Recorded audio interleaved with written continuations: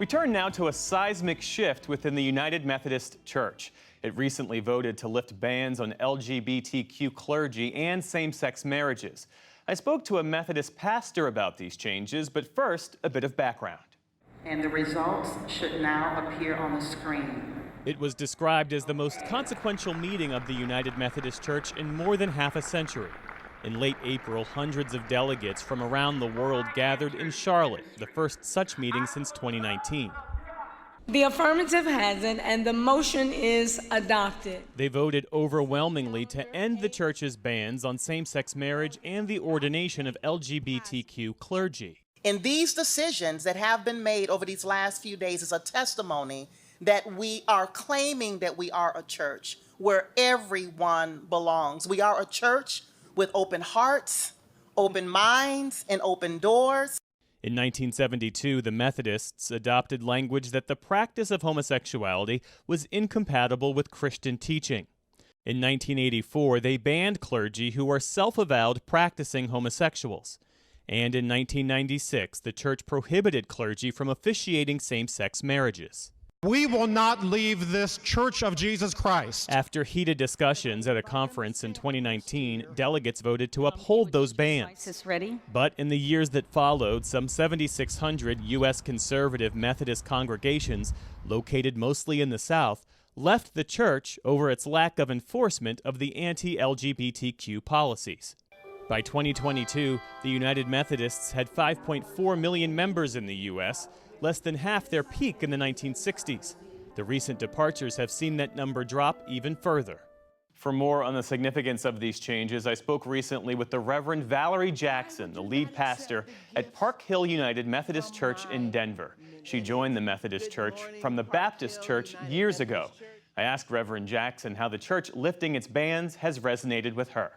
I didn't think I was really feeling the oppression of the rule until it was lifted.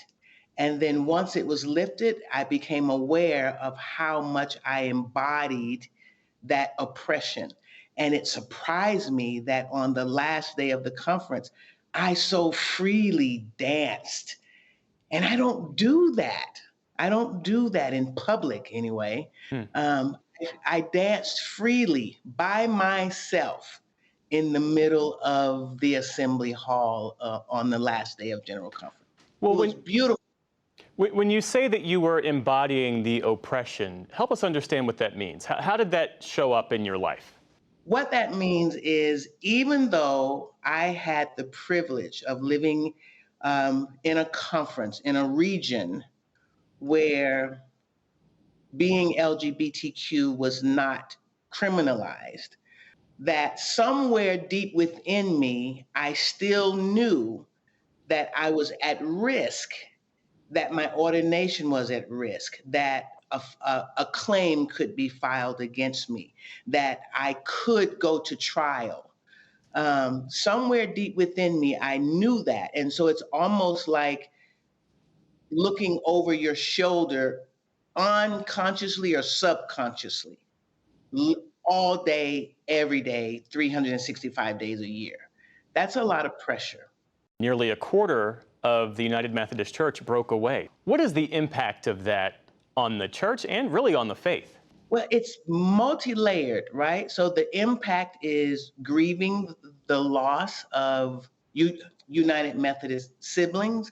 Even though we did not have the same theology or the same values, they were family. And so you grieve the loss of family members. On the other hand, it was liberating because it's like being in a marriage where you grow apart and you don't share the same vision for the lives that you have or the future that you're living into.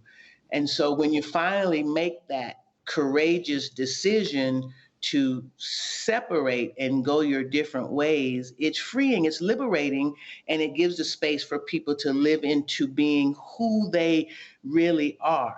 It's tiring to code switch depending on who you're talking to and who is in the space. Think about the time that it takes for the mind to take in seconds who is in the room, and what you are allowed to say and what you should not say. And to live like that is so profoundly tiring. What do you say, Reverend Jackson, to those conservative Methodists who argue that the church is now buying into the culture, that the Bible hasn't changed, but the church has changed? What's your reaction to that? The church is changing, and thank God. The church is becoming aware of who God is in comparison to who writers throughout generations have said about God, and who those religious leaders that have been dear to us throughout the generations have also declared that God is.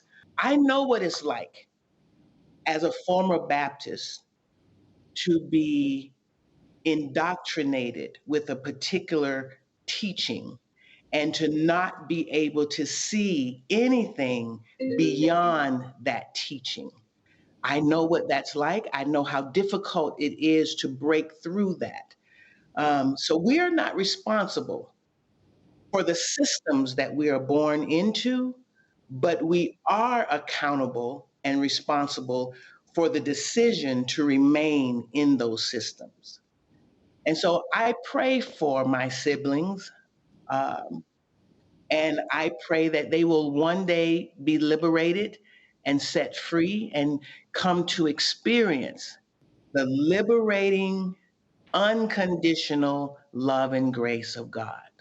Lastly, what does all of this mean for the clergy, for your congregants, and for the future of the United Methodist Church? We are looking forward to preserving a church for the future, for those who are coming behind us, that will not have to worry, can they walk through the doors?